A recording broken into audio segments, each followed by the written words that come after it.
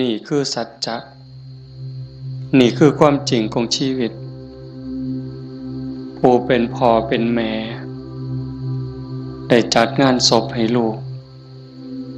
ได้เฮ็ดบุญแจกข้าวเฮ็ดบุญอุทิศส่งให้ลูกเฮาจะเห็นหลายๆมุมความบ่เที่ยงแท้แน่นอนของสังขารร่างกายบ่ฮู้ว่าสิตายมื้อใดบ่ได้ตายตามคิวพ่อแม่เกิดก่อนแทนที่สิไปก่อนแต่ว่านั้นมันก็บ่เป็นไปคือเฮาคิดเว้าอยู่ประจำว่าชีวิตเป็นของยืม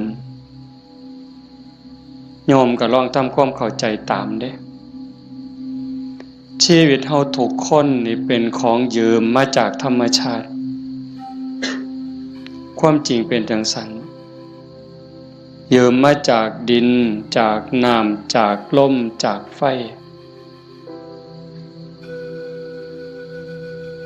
ดินคือส่วนที่เข้มแข็งข้นแข็ง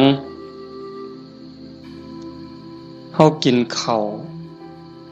กินน้ำกินหมากใหม่ต่างๆขนมนมเนยก็เปลี่ยนสภาพส่วนที่เป็นธาตุดินก็กลายไปเป็นผมขนเล็บฟันหนังเนื้อเอ็นกระดูกตับไตไส้พุงน้ำที่เฮากลืนกินลงไปน้ำสะอาดน้ำสมน้ำหวานอีหยังก็แล้วแต่ผ่านลำคอลงไปปั๊บเขาก็สิเปลี่ยนสภาพไปเป็นน้ำเลือดน้ำเหลืองน้ำน้องน้ำดีน้ำเสลดน้ำลายนี่คือยืมจากธรรมชาติ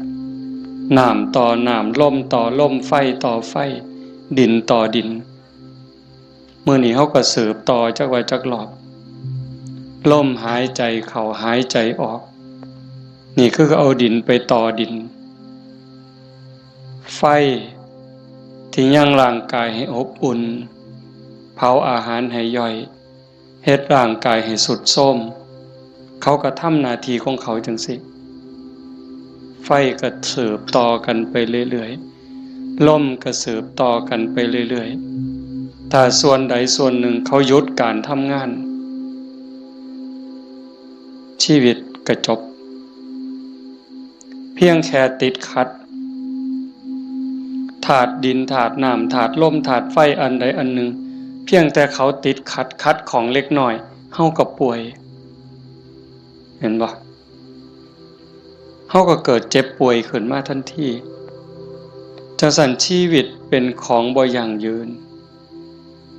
ความตายเป็นของยั่งยืนชีวิตเป็นของบ่เที่ยงความตายเป็นของเที่ยงแต่อาตมาเห็นญาติโยมได้ตั้งอกตั้งใจส่วนหนึ่งก็ดีใจนำคันสิว่าเสียใจก็แม่นอยู่ในส่วนที่ต้องจากกันไปโดยบ่มีมื้อกลับมาแต่ว่าในส่วนดีใจก็คือเห็นพี่เห็นน้องเห็นญาติเห็นโยมเข้าใจในเงื่อนไขของชีวิตว่ามันเกิดมาแล้วมันเอาความเจ็บมานำเอาความเฒ่าความแก่มานำเอาความพลัดพรากเอาความผิดหวังมานำแล้วสุดท้ายก็เอาความตายมาพร้อมในเมื่อญาติโยมเข้าใจจังซี่เฮาก็บ่ประมาทเผาปั๊บเก็บดูกเก็บอัฐิเฮาก็ถือโอกาสทำบุญอุทิศเลยบอกในใจอาตมาก็สนับสนุนจริงๆการทำบุญอุทิศเลยนั้นเป็นการทรงอย่างเร็วให้ได้ใส่ได้สอยจริงๆมันก็บ่ต้องลงทุนลงแรงใส่เงินใส่ทองอีหยังหลายหลวง แล้วก็บ่แม่นเฮ็ดเทื่อนี้กันแล้วโยมสามารถเฮ็ดได้ซุมื้อนี่บอกถึงการเฮ็ดบุญเด้คันเฮาบ่เข้าใจเพิ่นก็เฮ็ดถือของเพิ่นอยู่ปู่ย่าตายายแต่ว่าบางเทื่อมันโดนโพดอันนี้เฮาเว้าแบบตาบ่เห็นแต่เว้าโดยเหตุผลคำสอนของศาสนาถ้าสมมติว่าผู้ที่ตายจากโลกนี้ไปตกทุกข์ได้ยากลำบากลำบนรอคอยกองบุญกองกุศลจากญาติผู้อยู่เบื้องหลังเฮาก็ว่าแต่บ่พร้อมบ่ทันมีเงินบ่ทันพร้อมถ้าปีหน้าก่อนถ้าปีฮื้อก่อนเป็นจังได๋พอเฮาบ่แน่ใจว่าผู้จากไปนั้นไปไสบุญก็มีบาปก็มีเพิ่นก็คือเฮาก็คือเพิ่นโยมก็คืออาตมาก็คือโยมบ่ต่างกันเด้บาปบุญเกิดจากความคิดเกิดจากคำเว้าเกิดจากการกระทำที่ถึงพร้อมด้วยเจตนาบางเทื่อก็ดีบางเทื่อก็ร้ายบางเทื่อก็ผิดบางเทื่อก็ถูกเฮาบ่สามารถสิยับยั้งตนเองได้ในคราวที่ใจดีด่าก็บ่เครียดเคยเป็นบ่โยมในคราวที่เฮาใจดีไผสิด่าก็บ่เครียดสิตีก็บ่เครียดแต่คราวที่หงุดหงิดหนหวยยิ้มใส่ดีๆเฮาก็หงุดหงิดเขาเว้านำดีๆก็หาเขาเว้าใส่หาว่าเขาย่อเย้ยนั่นคือจิตเศร้าหมองจิตบ่เป็นปกติจังสันชีวิตมันจังมีผิดมีถูกมีบุญมีบาปมี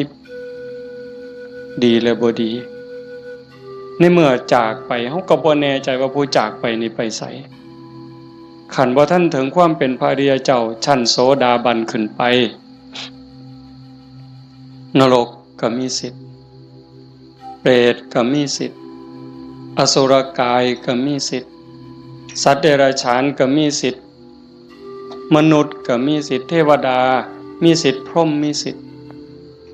จังซั่นถ้าเฮารอคอยไปเป็นเดือนเป็นปีหรือหลายปีถ้าเกิดญาติบุคคลอันเป็นที่รักที่จากไปตกทุกข์ได้ยากได้พบใดภูมิใดก็แล้วแต่รอคอยบุญกุศลที่ผู้อยู่เบื้องหลังสิเป็นพ่อแม่พี่น้องสามีภรรยาลูกเต่าเหล่าหลานส่งไปให้บ่เฮ็ดบ่ส่งล่ะสิเป็นแนวใดทุกข์แล้วก็ทุกข์อีกทรมานแล้วก็ทรมานอีกแต่คันเฮาส่งบุญปั๊บคันตกทุกข์ได้ยากลำบากลำบนเฮ็ดบุญถูกเฮ็ดบุญแม่นตามคำสอนพระพุทธเจ้าผลบุญนั้นก็ส่งทันทีซอยเหลือทันทีคันดีอยู่แล้วมีความสุขอยู่แล้วก็ย่อมได้รับหลายยิ่งขึ้นสบายยิ่งขึ้นมีความสุขยิ่งขึ้นกับเปรียบกับคือคนเฮาเนี่ยจากบ้าน บางเทื่อบ่ได้ตั้งตัวบ่ได้ตั้งใจคิดว่าแต่สิไปทางหน้ามันสิดีทุกข์ปั๊บจากบ้านไปตกหม้องทุกข์ยากลำบากงานก็หนักของกินก็บ่มีน้ำก็ยากข้าวก็ยากบ่อนหลับบ่อนนอนเสื้อผืนหมอนใบหกเหี่ยบ่สะอาดอากาศบ่ถ่ายเทเป็นแนวใดญาติพี่น้องก็บ่มีเงินฝากส่งไปซอยก็บ่มีนั่นก็คือทุกข์ต่อไปแต่คันถ้าบุญเจ้าของก็เฮ็ดไว้พอสมควรสร้างไว้ทำไว้จากโลกนี้ไปปั๊บก็คือไปสู่ที่ดีไปต่างบ้านต่างเฮือนบ่อนอยู่ก็ดีบ่อนนอนก็ดีบ่อนกินก็ดีอาหารการกินบ่อึดบ่อยากอยู่ในสถานที่ที่สะดวกสบายน้ำซ้ำพี่น้องก็ฝากเงินไปให้ส่งเงินไปให้กินบ่ไหวใส่บ่หมดนี่คือเหตุผลบอกญาติโยมทั้งหลายไว้บ่ต้องเสือทันทีแต่เฮาพิจารณา เฮ็ดโลดก็บ่แม่นว่าสิต้องเฮ็ดบุญแจกข้าวแบบยิ่งใหญ่เด้เฮาตักบาตรอันนี้ก็อุทิศคือกันเด้สมมุติว่าคือมื้ออื่นนี่มื้อแลงคือตอนนี้บ่มีหยังนิมนต์ครูบาอาจารย์เพิ่นมาสวดมนต์ปกติฮอดมื้อเช้าก็ทำบุญตักบาตรแล้วก็อุทิศบุญกุศลไปถึงอันนี้ก็ซ้ำแจกข้าวใส่บาตรหน้าบ้านหน้าเฮือนอันนี้ก็ซ้ำแจกข้าว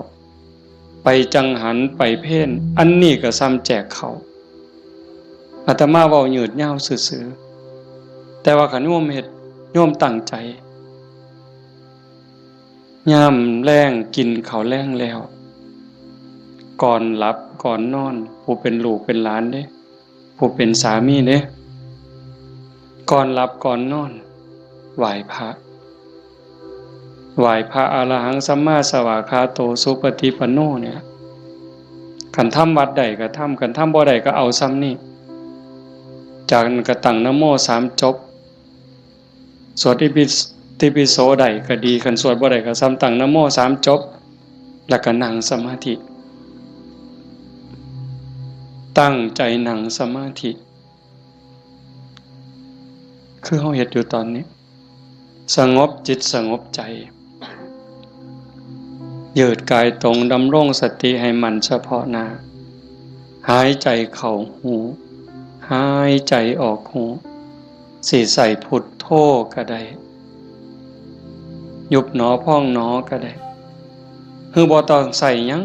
บ่ต้องว่าอันใดบ่ต้องคิดอันใด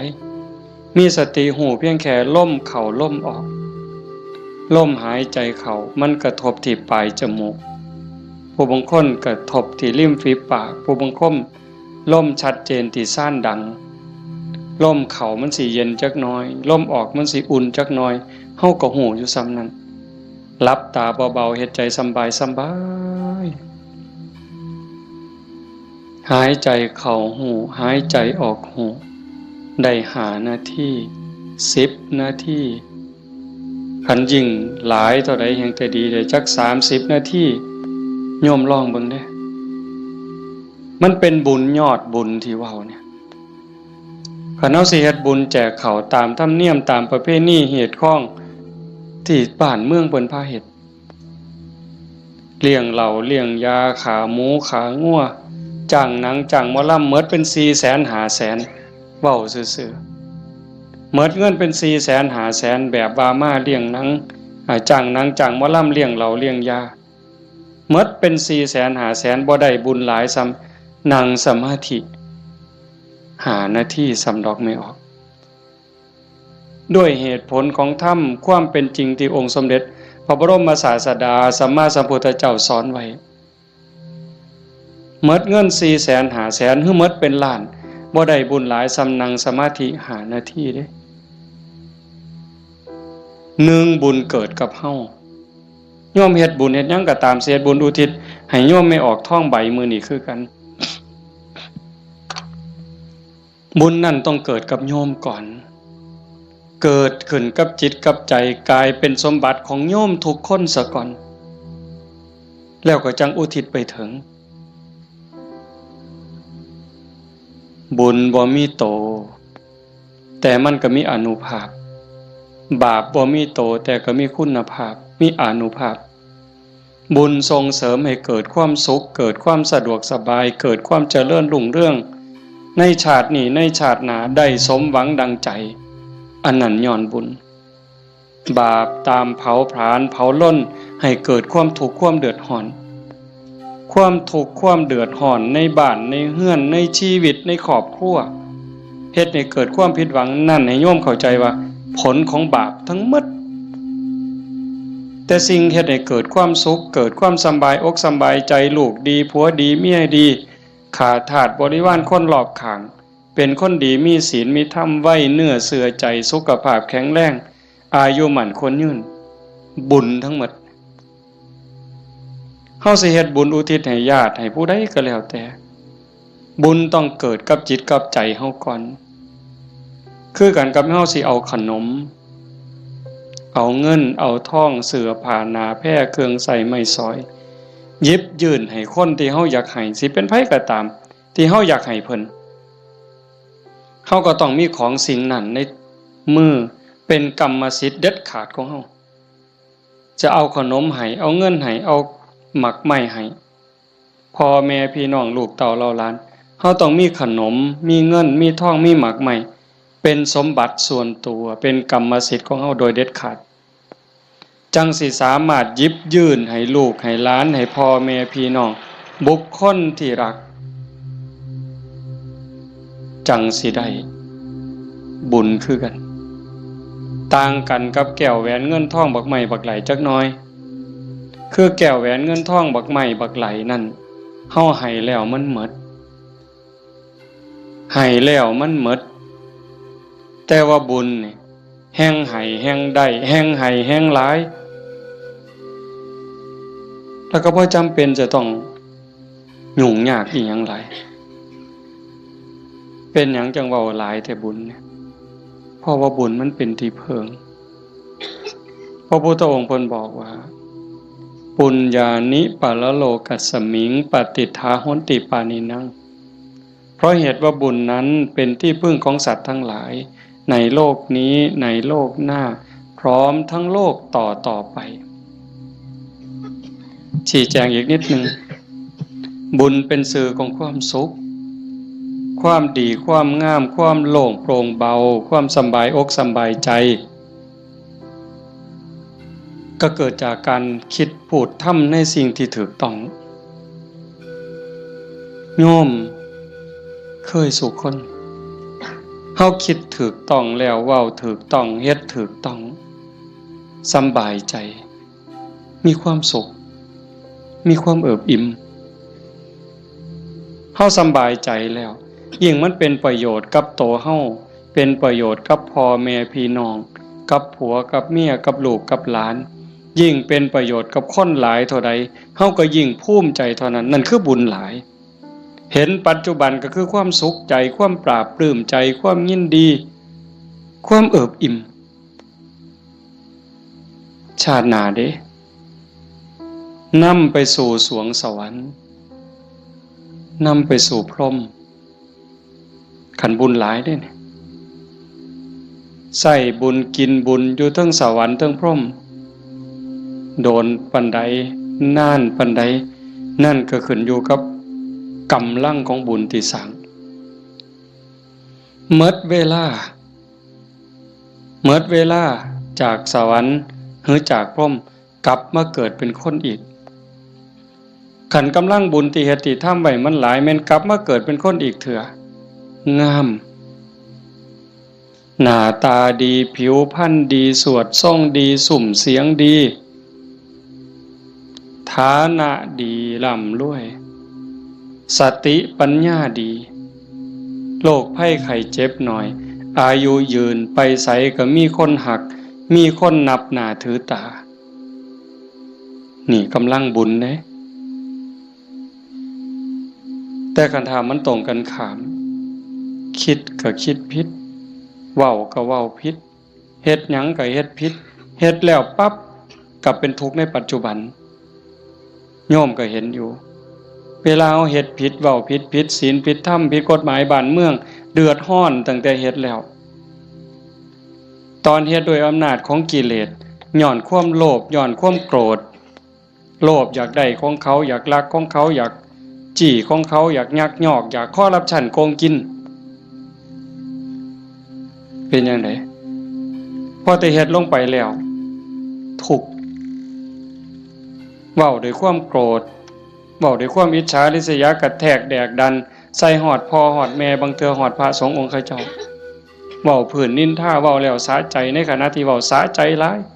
เว้าแล้วคิดว่าโอ้ยมันสิบ่บาปบ่คิดที่หลังเป็นทุกข์บัดใหม่เจ้าของเผาเจ้าของเห็นบ่ในปัจจุบันก็เป็นทุกข์จังซี่เดือดร้อนจังซี่คันมันกว้างไปเท่าใดคนหู้เท่าใดเขาก็เกิดความรังเกียจเกิดความบ่ไว้ใจเกิดความบ่นับถือ ไปไสก็บ่ได้รับการต้อนรับเพียงแค่เว้าบ่จริงเว้าบ่แม่นเท่านั้นขี้ตัวเป็นคนบ่ซื่อบ่สัตย์เขาก็บ่ไว้วางใจซ้ำนี้ก็เดือดร้อนแล้วเด้ปัจจุบันเด้เนี่ยคันจากโลกนี้ล่ะตายลงไปล่ะพูนลงนรกพุ่นเปรตพุ่นอสุรกายพุ่นสัตว์เดรัจฉานพุ่นใส่บาปใส่กรรมเมิดแล้วมาเกิดเป็นคนมันต้องมาเด้มาแน่นอนเด้มาเกิดเป็นคนเศษบาปตามมาขี้ร้ายหนักที่สุดพิการแต่เกิดแขนหลีบขาหลีบหูหนวกตาบอดแล้วแต่สิเป็นทั้งเทื่อก็สมบูรณ์อยู่แข้งขามือตีนสมบูรณ์คือเพิ่นแต่ว่าขี้ร้ายรูปร่างบ่งามบ่มีผู้ใดเฮ็ดให้ได้นี่พระเจ้าบ่เกี่ยวพระพรหมบ่เกี่ยวเทวบุตรเทวดาทั้งใดบ่เกี่ยวกรรมล้วนๆเพิ่นจังว่าสัตว์โลกเป็นไปตามกรรมกัมมุนาวัตติโลโกนี่ขี้ร้ายพร้อมโง่พร้อมปึกพร้อมโรคภัยไข้เจ็บหลายโซ่ออดแอดเป็นจังได๋บัดมันบ่แม่นขี้ร้ายแต่เจ้าของได้คันกรรมมันหลายๆบาปมันหลายๆเนี่ยเจ้าของทุกข์เจ้าของโง่เจ้าของขี้ร้ายแล้วได้ผัวก็ขี้ร้ายได้เมียก็ขี้ร้ายตื่มไปกิกได้ลูกได้เต้ามากก็คือกันขี้ร้ายแล้วบ่พอเด้โง่อีกสอนบ่ฟังอีกแนวดีแนวงามนี่สอนบ่จื้อบ่จำแต่ว่าแนวซั่วๆนี่บ่บอกมันจักเม็ดหาแต่เรื่องให้พ่อแม่เป็นทุกข์โยมเห็นบ่ตำบลบัวฮูงนี่ก็ตามอยู่ไสก็ตามซ่อมเบิ่งได้อย่าเสือเด้นั่นคือบาปเด้บ่ย้านสิเฮ็ดจังได๋บัดนี้ให้ผลตั้งแต่ปัจจุบันจนฮอดตายไปแล้วใส่บาปใส่กรรมแล้วกลับมาเกิดเป็นคนอีกเทื่อมันยังตามมาอยู่บาปเป็นสิ่งที่ต้องละต้องวางต้องย้านได้โยมสิ่งที่น่าย้านที่สุดเฮาสิว่าย้านงูแม่นอยู่ย้านงูย้านปิงอาตมานี่ผู้หนึงย้านหลายย้านปิงย้านงูย้านขี้เกียจย้านกับแกะนักย้านผีผู้ใดบ่ย้านเนี่ยผีหลอกผู้ใดเคยเห็นมันบ่เคยเห็นแต่ว่าก็ย้านหมดซุคนอันนี้ก็แนวหนึ่งเด้ย้านผีย้านตายย้านทุกข์แต่ว่าย้านบาปบ่ย้านเว้ยผีมันก็บ่เคยเห็นอาตมาก็บ่เคยเห็นพ่อใหญ่แม่ใหญ่ผู้70 80ก็บ่ทันเคยเห็นผีแต่ว่าย้านอันบาปนี่เพิ่นบ่ย้านมันพาทุกข์พายากบ่มีอยู่บ่มีกินเฮ็ดให้ลำบากทุกข์อกทุกข์ใจอันนั้นมันบ่พากันย้านหวยคันคิดได้มันถูกย้านบาปพระพุทธเจ้าเพิ่นสอนให้ย้านบาปเพิ่นจังให้ละบาปทั้งปวงเฮ็ดบุญกุศลให้ถึงพร้อมแต่เฮ็ดบุญแล้วมันก็บ่ทันปลอดภัยไปสู่สวรรค์มันยังต้องกลับมาเกิดอีกไปสู่พรหมมันต้องกลับมาเกิดอีกเพิ่นจังให้ชำระจิตชำระใจให้สะอาดบริสุทธิ์สะจิตตะปริโยทปันนังการชำระจิตของตนให้ขาวรอบให้มันสะอาดบริสุทธิ์สิเดินจงกรมก็ได้สินั่งสมาธิก็ได้หรือแม้แต่เฮ็ดให้ใส่หน้าอยู่กลางทงกลางทาคันมีสติระลึกรู้ในอารมณ์ปัจจุบันฮู้ในอารมณ์พระกรรมฐานคันสมมุติว่าเฮาเบิ่งลมหายใจเนี่ยเฮ็ดหน้าอยู่ก็เบิ่งลมได้ย่างน้ำก้นงัวก้นข้วยก็เบิ่งลมหายใจได้เข้าห้องน้ำห้องส้วมก็เบิ่งลมหันใจได้แม้กระทั่งยามนอนไหว้พระแล้วนั่งสมาธิแล้วบ่ไหวแล้วอยากนอนลงก่อนมันสิหลับก็เบิ่งลมหายใจได้คันเฮานอนลงไปหายใจเข้าหูหายใจออกหู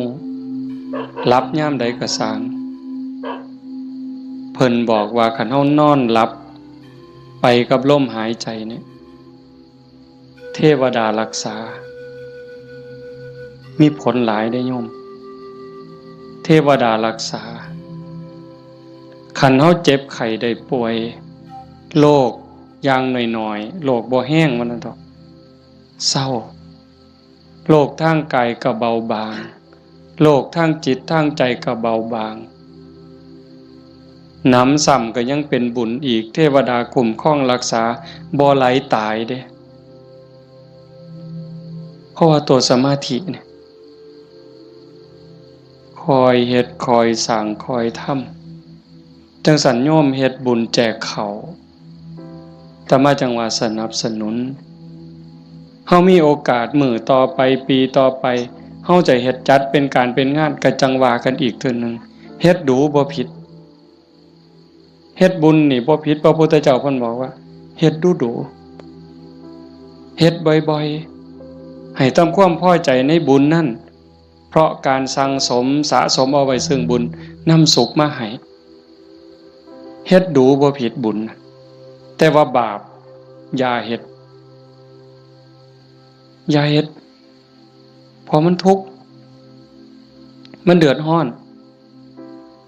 จังซั่นเฮาตั้งใจพาพี่พาน้องเฮ็ดบุญเห็นลูกหลานเด็กเล็กเด็กน้อยมาร่วมฟังเทศน์มานั่งฟังธรรมนำพ่อใหญ่แม่ใหญ่แต่มาว่ามันงามนี่คือความงดงามของชาวพุทธโยมจำไว้เด้พาเขามาส่วนเขามามื้อวันเสาร์วันอาทิตย์ส่วนเขาไปวัดไปใส่บาตรไปจังหันผู้ชายก็ให้หัดประเคนพระเขาเฮาสิได้ลูกดีหลานดีอาศัยผู้อื่นบ่ได้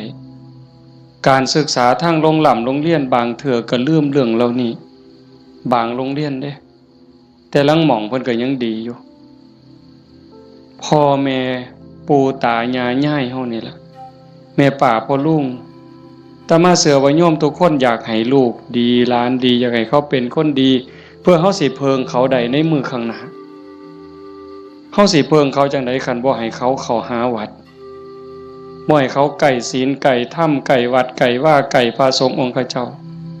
เขาบ่มีจิตใจที่อ่อนน้อมอ่อนโยนบ่ฮู้จักบุญจักบาปสิดีได้จังได๋นี่ดีใจจังวะเฮาพาลูกพาหลานมานั่งฟังธรรมเนี่ย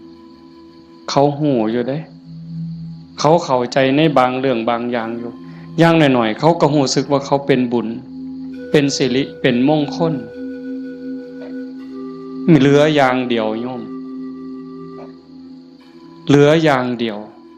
ที่จะในชีวิตปัจจุบันเรามีความสุขชีวิตในอนาคตมีความสุขมีความเจริญบ้านเมืองปักกลุ่มสมเย็นคือศาสนา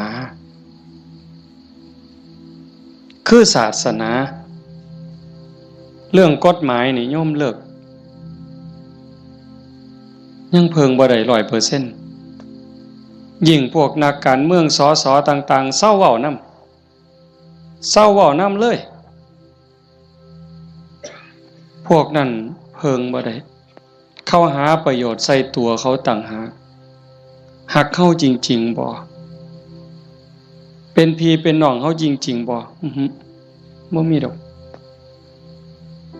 คันเขาหักเข้าจริงๆนะหักบ้านหักเมืองจริงๆเขาต้องเฮ็ดสวัสดิการให้เฮาได้หลายบ่ต้องเอาของมาแจกดอกบ่ต้องเอาเงินเอาทองเอาเขาเอาของมาให้เฮาดอกพูนเขาไปสภาพพุ่นนำความทุกข์ความเดือดร้อนเฮาไปเว้าเป็นเรื่องเป็นราวต่อสู้เพื่อให้เกิดความมั่นคงในการเป็นอยู่ของพี่น้องประชาชนแต่นี่เฮาบ่เห็นมีแต่ไปเถียงกันอยู่คนละมุมก็เถียงอย่างเดียวมุมนั้นเฮ็ดถูกกูก็สิเถียงเฮ็ดผิดก็สิเถียงเฮ็ดถูกก็สิเถียงนั่นคือเขาบ่ได้หวังประโยชน์กับเฮาแต่สิ่งที่เฮาเพิงได้คือศาสนาวัดว่าอารามครูบาอาจารย์หลวงปู่หลวงตามื้อใดครูบาอาจารย์บ่หวังดีกับเฮายามมื้อเช้า ไหว้พระทำวัดสวดมนต์กับแผ่เมตตาสัพเพสัตตาสัตว์ทั้งหลายที่เป็นเพื่อนทุกข์เกิดแก่เจ็บตายแผ่เมตตาแล้วก็กรวดน้ำอุทิศบุญกุศลบ่มีที่สุดบ่มีประมาณยามสาวมาบิณฑบาตแม่โยมสิไปวัดไปจังหันไปเพ่นให้พรเพิ่นบ่ได้ให้เล่นเด้สัพพิติโยนั่นคือเอาจิตเอาใจเอาความหวังดีปรารถนาดีอุทิศให้ยิ่งได้เจริญสมาธิเจริญภาวนาจิตสงบจิตมีพลังโยมหูเองเนี่ยโยมตัวคนหูเองเนี่ยนั่งฟังอาตมาเว้ามานี่มัน30 นาทีแล้วโยมฟังอาตมาเทศน์มา30 นาทีคนที่ตั้งใจนั่งสมาธิฟังแต่แรกสิรู้สึกว่าตอนนี้กายเบากายโยมเบาใจโยมเบาใจมันสงบใจมันมีกำลังใจโยมเริ่มมีความสุขลึกๆเนี่ยพิสูจน์ได้ด้วยคำสอนพระพุทธเจ้ามันบ่ได้ล้าสมัยอีกยังท่านสมัยล่ำสมัยไปอีกล้านปีพุ่นโยมเป็นพยานเด้อาตมาบ่ได้เว้าเอาเองเด้ทุกคนที่นั่งสมาธิฟังธรรมน้อมจิตน้อมใจลงสู่กระแสธรรมตอนนี้กายเริ่มเบาจิตเริ่มเบาความเอิบอิ่มรู้สึกปลื้มใจในตนเองมันเกิดนี่คือบุญเนี่ยแต่มาจังหวะแต่ตอนแรกโอ้ยอย่าว่าแต่500,000ต่อให้100 ล้านเฮ็ดบุญตามเขาว่าเนี่ยบ่มีเหล้าบ่มีบุญบ่มีเหล้าบ่เป็นบุญบ่ขาหมูขางัวบ่เป็นบุญบ่มีหนังบ่มีหมอลำบ่เป็นบุญพวกหมู่นั้นต่อให้100 ล้านสภาพที่จิตใจเป็นสุขสงบร่มเย็นมั่นใจมันย่อมมั่นใจเด้แต่การเฮ็ดแบบนั้นเฮาสิมีอารมณ์เย็นแบบนี้บ่สิมีความรู้สึกอบอุ่นใจปราบปลื้มใจยินดีใจมั่นใจว่าญาติตายไปแล้วสิได้บุญบ่มีดอกนั่นเว้าซื่อๆเชื่อซื่อๆมีความเชื่อแล้วก็ถูเอาสีขางเขาถูเพิ่นว่าหุ่นลู่ว่าไปซื่อๆเฮาก็ลองหลับตาเบิ่งศีลข้อที่1มีบุญต้องมีศีลมีกินต้องมีทานคำโบราณเพิ่นว่าข้อที่1ปานาติปาตาเวรมณีเจตนางดเว้นจากการทำสัตว์ที่มีชีวิตให้ตกล่วงผู้ใดก็หักชีวิตคือกันกับเฮาหมดมันก็บ่อยากตายนอนมันก็บ่อยากตายเม่งไหม้มันก็บ่อยากตายเพราะว่าแต่อยากตายได้แม้แต่เจ็บมันก็บ่อยากเจ็บเฮาเนี่ยบ่หาแต่เขามาถิ่มมาแทงด้วยมีดด้วยหอกเด้ตั้งแต่หมอฉีดยาเฮาเจ็บเฮาป่วยสิฉีดยาให้เฮาหายเจ็บหายป่วยบางเทื่อเฮาก็ย้านเจ็บภาษาเข็มฉีดยาซำนั้นแล้วเขาบ่ได้ฉีดให้ตายบ่ได้ฉีดให้ทุกข์ทรมานอีหยังฉีดยาเพื่อรักษาโรคเจ็บไข้ได้ป่วยเพื่อให้เฮาได้แข็งแรงเฮายังย้านนี่แค่เจ็บเด้เนี่ยสินับภาษาหยังบัดนี้เอาค้อนทุบหัวเขาเอามีดปาดคอเขาเอาใจเขามาใส่ใจเฮาทบทวนจังซี่เฮาก็เห็นบ่ล่ะข้อที่1ขาแล้วมันสิได้บุญมาแต่ไสบาปแล้วครับเลี้ยงเหล้าเลี้ยงยาข้อที่5ขาดไปอีกคันยิ่งมีหนังมีหมอลำมาอีหยังสิตามมาศีลข้อ3หลายๆคนอาจสิขาดย้อนงานบุญเฮางานบุญเฮาคือเอาเองเนี่ยมาเบิ่งหนังเฮาผู้บ่าวผู้สาวอาจสิเสียเนื้อเสียตัวย้อนเบิ่งหนังโป๊ย้อนเบิ่งหมอลำสิ่งมันเว้าลามกแม่นบ่แม่นไม่ออกบ่ออกทบทวนเอาเองอดีตหมู่เจ้าทบทวนเอาเบิ่ง หนังขาหนังแกงกินเหล้าเมายาแล้วตีกันตื้มบัดนี้เมาเหล้าแล้วเว้าเขาป่าเขาดงโกหกพกล่มใส่ลายป้ายสีศีลก็สีเสียอีก1แล้ว3 4 5เสียข้อที่2มาเบิ่งหนังเฮามาเบิ่งหมอลำเฮากลับไปลักไก่น้ำทางไปต้มอีกต่างหากหมดอ้อยซอยเลยเฮาเป็นต้นเหตุของบาปเลยบัดนี้แต่กันเฮ็ดแนวนี้อันพวกมานั่งฟังเทศน์นี่เอาตั้งแต่เด็กน้อยจนฮอดผู้เฒ่านี่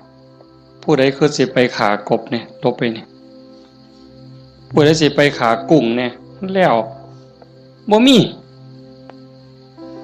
คือสิโอ้ยลบมื้อนี้ลักบักนาวนำทางดอกเว้ยมีบ่แล้วสิไปผิดผัวผิดเมียเขาดอกคิดก็บ่กล้า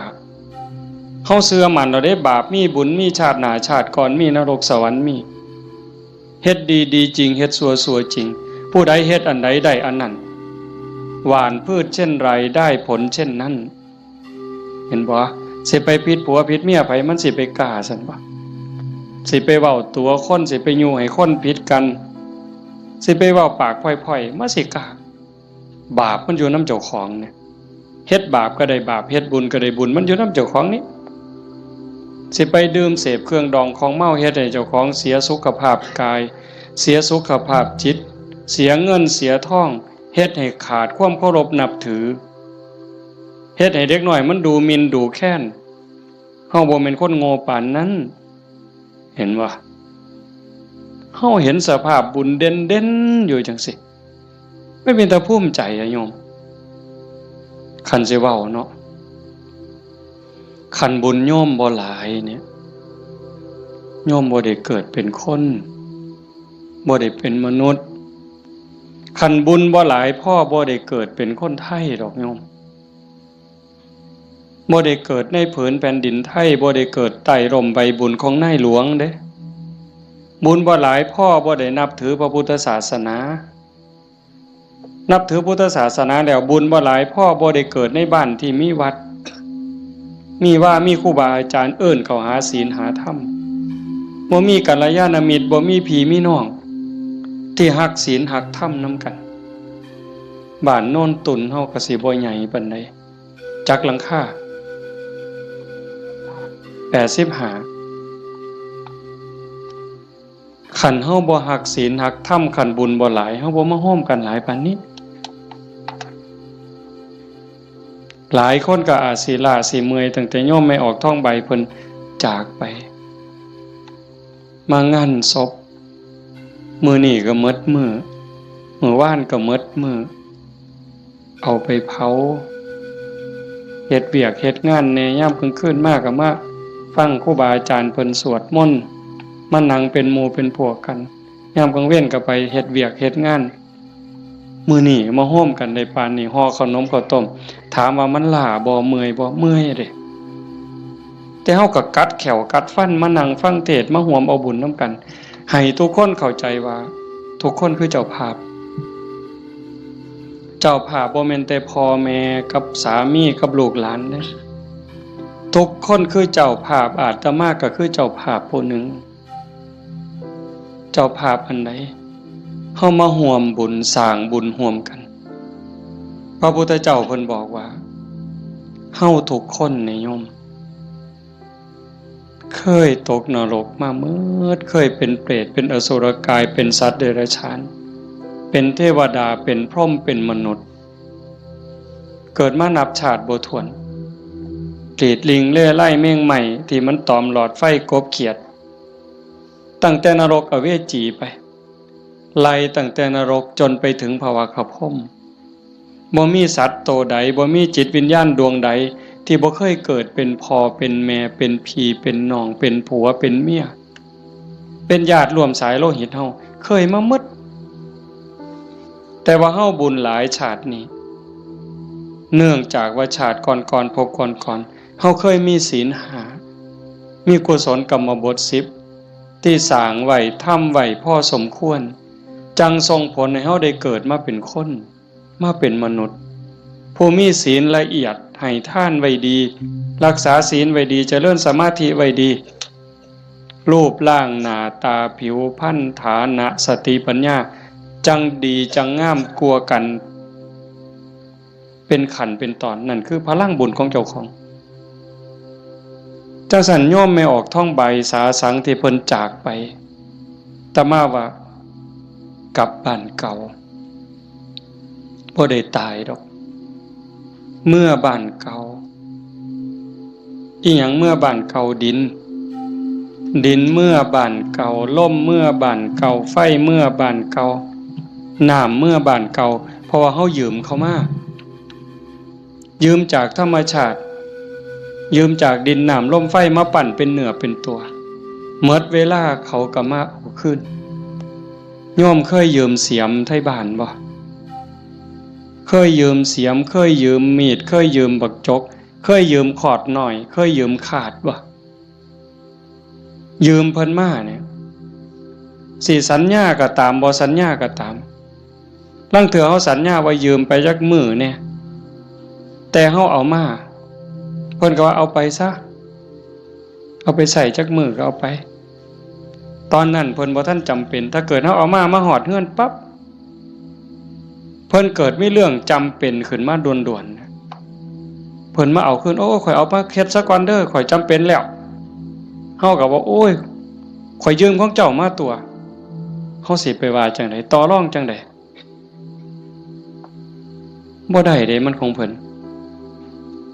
คือยืมเงินยืมทองเขานี่แหละยืมมาใช้หนี้บ่ยืมมาซื้ออยู่ซื้อกินหยังก็แล้วแต่ฮอดวันเวลาบางเทื่อบ่ทันฮอดยิ่งบ้านนอกเฮายืมแบบพี่แบบน้องบ่ได้สัญญาอีหยังกัน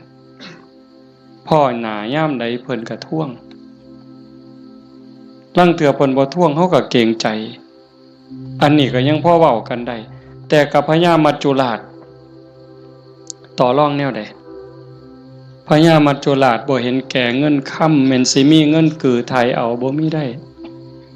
บ่สนไต่โตบ่สนผู้ใดมีอำนาจนายพลนายพันเจ้าใหญ่นายโตพระสงฆ์องค์เขาเจ้าคุณสมเด็จบ่งึดบ่สนใจซ้ำบ่เกรงใจอีกซ้ำขันบาปหลายก็โยนนรกโลดขันบุญหลายก็ไปตามทางจังสั่นเฮามีบุญได้เกิดมาพ้อพระพุทธศาสนามีกัลยาณมิตรมีพี่มีน้องที่หวังดีต่อกันเฮาก็ตั้งใจเฮ็ดบุญให้เจ้าของเฮ็ดบุญในมื้อนี้เทิงทานเทิงศีลเทิงภาวนาฟังเทศน์ฟังธรรมอ่อนน้อมถ่อมตนขนขวายในกิตติชอบเนี่ยก็ขอให้เฮาตั้งใจว่าเฮาเฮ็ดให้เจ้าของเบื้องต้น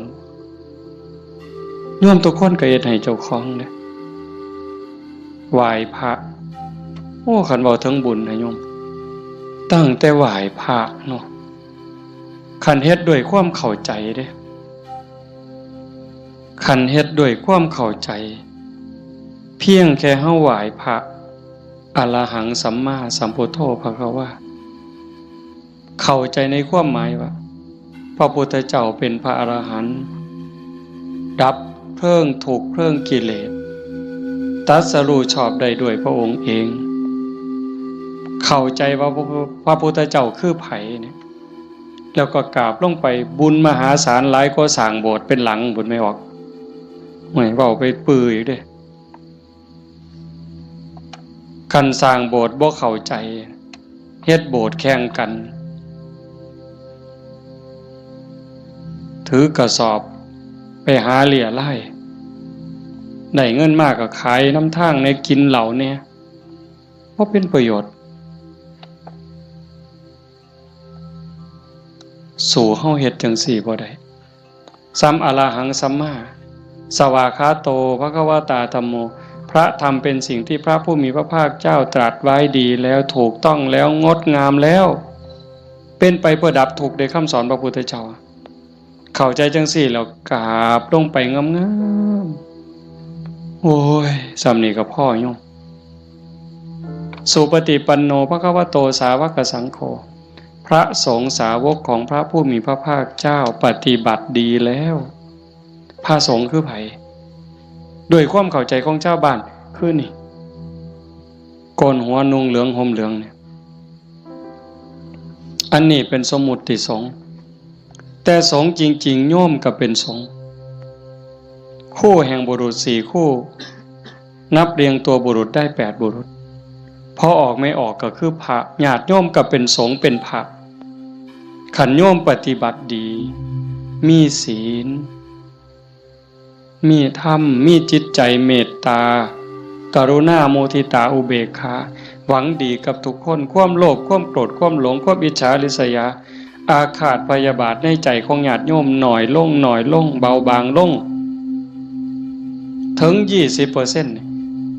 25%หมดไป 25% ความโลภความโกรธความหลงอิจฉาริษยาเบาบางไปจากใจเฮา 25% โยมเป็นพระโยมเป็นสงฆ์มีลูกมีผัวมีเมียเฮ็ดให้ใส่หน้าทำมาหากินเป็นปกติแต่โยมกลายเป็นพระอีหลีได้บ่เนี่ยเป็นพระอีหลีพระจริงๆที่พระพุทธเจ้ายอมรับนับว่าเป็นลูกเห็นบ่อาตมาบ่ได้เว้าเอาเองจักเม็ดให้โยมนุ่งเหลืองห่มเหลืองโกนหัวนอนอยู่วัดแต่ขันธกิเลสยังมีบ่ลดไปลังเทื่อก็ขี่ไล่กว่าชาวบ้านอีกบางหม่องบางมื้อบางวันบางเวลาอาตมากับผู้หนึ่งบางมื้อก็ขี่ไล่กว่าโยมเนี่ยนี่ก็เป็นแค่สมมุติสงฆ์บ่ท่านเป็นที่ยอมรับของพระพุทธเจ้าพระสงฆ์ปฏิบัติดีปฏิบัติซื่อตรงตามคำสอนพระพุทธเจ้าบ่คดบ่ง้อบ่ออกนอกทางปฏิบัติเพื่อออกจากทุกข์มีชีวิตเพื่อกำจัดกิเลสหายใจเข้าก็เพื่อกำจัดความเห็นแก่ตัวหายใจออกก็ทำลายความเห็นแก่ตัวนี่แหละเฮ็ดหยังก็พอดีพองามหวังประโยชน์กับคนอื่นหวังดีกับคนอื่นเมตตาต่อผู้อื่นทำลายความเห็นแก่ตัวให้น้อยลงทำลายแค่ความเห็นแก่ตัวให้มันเบาลงบางลงหน่อยไปนี่คือสงฆ์ปฏิบัติสมควรแก่การต้อนรับแก่การกราบไหว้ทั้งเถื่ออาตมาเนาะเวลาที่หูสึกว่าเจ้าของบ่ดีโยมกราบซ้ำเอาหอกเอาดาบแทงยิ่งโยมศรัทธาเท่าใดแห้งแต่เป็นตาย้านผู้เฒ่าผู้แก่หัวขาวหัวค่อนสิเอาบักไม้ให้กราบแล้วยกใส่หัวรับตาพูนคิดฮอดพ่อฮอดแม่ฮอดพี่ฮอดน้องว่าแม่นพ่อแม่ในชาติปัจจุบันฮอดชาติก่อนพบก่อนฮอดเจ้ากรรมนายเวรถวายน้ำขวดหนึ่งก็หวังบุญสอบทอพอต่อแม่พุ่นให้ขนมนมเนยใส่บาตรญาติพกถวายผ้าถวายผ่อนเงินทองแก้วแหวนเขาบ่ให้ย้อนหักเด้ให้ย้อนอยากได้บุญบ่ให้ย้อนหลงแต่ว่าให้ย้อนอยากได้บุญเกิดกับเจ้าของแล้วอุทิศไปให้พ่อแม่โยมันสิบ่คือหอกคือดาบบ่คือน้ำกรดบ่คือน้ำร้อนเทหดเสียจังได๋จังสั่นนะเพียงแค่โยมเข้าใจว่าพระพุทธเจ้าคือใครพระธรรมคือใครพระสงฆ์คือใครโยมเข้าใจจังสิเพียงแค่อรหังสัมมาสัมพุทธัสสะสุปฏิปันโนพ่อโยมพ่อเลยบ่ได้จำเป็นเลยว่าเขาต้องเฮ็ดใหญ่เฮ็ดโตหมดเงินเป็นแสนเป็นล้านบ่ลองเบิ่งน่ะขันไม่ออกพอออกบ้านโน่นตุ่นเฮาเป็นจังซี่นี่ก็เฮามีศีลมีธรรมในใจเด้อยู่เฮือนก็เฮ็ดจังซี่บ่ต้องรวยดอกโยมบ่ต้องรวยแล้วบ่ได้มีความสุขดอกกันบ่มีศีลบ่มีธรรมนั่นอยู่ซ้ำเฮาอยู่เฮ็ดอยู่เฮ็ดกินพ่อสมมาภาควรบ่เดือดร้อนตนเองบ่เดือดร้อนผู้อื่นก็พ่อได้อยู่ได้กินแต่ว่าให้จิตใจมีธรรมะเพิงผ้าอาศัยหยิบยื่นแบ่งปัน ซอยเหลือเกื้อกูลคือโยมเป็นกันอยู่เห็นว่าทุกคนคือพี่คือน้องทุกคนคือเพื่อนร่วมทุกข์เกิดแก่เจ็บตายมีความสุขบ่คันอยู่แบบนี้ก็บ่แม่นสิเงียบแบบนี้เลยได้ก็เว้ากันนำจากันนำแต่ว่าให้จิตใจเฮาเป็นจังซี่เข้าใจกันฮักกันคือพี่คือน้องเป็นแนวใดผู้จากไปก็สำบายใจเอาสมมุติว่าคือโยมไม่ออกท้องใบเพิ่นจากเข้าไปเนี่ยก็บ่ไปไสดอกความเป็นจริงอยู่นำเฮานี่ล่ะจริงๆบ่ได้ไปไสเด้เพียงแค่ธาตุดินน้ำลมไฟกลับคืนสู่ธรรมชาติดวงจิตดวงวิญญาณเดินทางไปตามบุญตามบาปของตนเองญาติพี่น้องผู้อยู่เบื้องหลังก็อุทิศบุญกุศลไปให้แต่ว่าด้วยสภาวะความผูกพันความเป็นลูกเพิ่นเป็นลูกของพ่อใหญ่ท้องม้าแม่ใหญ่ที่พ่อแม่ก็สิ้นไปแล้วแม่นบ่อ๋อเฮาตั้งใจเฮ็ดบุญอุทิศไปนำเนาะแต่มาเข้าใจผิดเอาก็บ่เป็นหยังพ่อใหญ่ท้องม้าแม่ใหญ่ที่คือกันที่เฮาว่าจากไปเพิ่นก็บ่ได้ไปไสเลือดเนื้อเพิ่นอยู่นำเฮาแม่นบ่โยมไม่ออกท้องใบคือกันเพิ่นแบ่งเลือดแบ่งเนื้อมาเป็นโตเฮาเพิ่นก็อยู่นี้อยู่ในโตเฮานี้คำสอนคำสั่งคำบอกอันนี้เด้อลูกอันนี้เด้อหลาอันนี้เด้อคำเอิ้นบักหลาเอิ้นอีนางเอิ้นทองคำอีแม่แม่นบ่เพิ่นเอิ้นจังซั่นเด้บักหลาอีนางทองคำอีแม่เพิ่นว่าอันนี้มันถูกเด้ออันนี้มันดีเด้ออันนี้มันบ่แม่นอันนี้มันบ่ถูกอย่าพากันเฮ็ดมันบาปอย่าเว้าจังซั่นมันบาปคันเว้าจังซี่เว้าจังซี่แม่นแล้วบักหลาอีนางสาธุโอ้ยใจแม่นเจ้าเว้าดีใจแม่นเจ้าเว้าถูกนี่คือคำสอนฮักกันเด้อันนี้เอื้อยเด้อันนี้อ้ายเด้คันน้องเถียงอ้ายอย่าไปเถียงเอื้อยอย่าไปเถียงอ้ายคันอ้ายรังแกน้องเอื้อยรังแกน้องอย่าไปเฮ็ดบ่โหนเป็นน้องบ่เห็นบ่เพิ่นตายอยู่ว่ะเพิ่นไปไสอยู่ว่ะดินดอนตอนหญ้า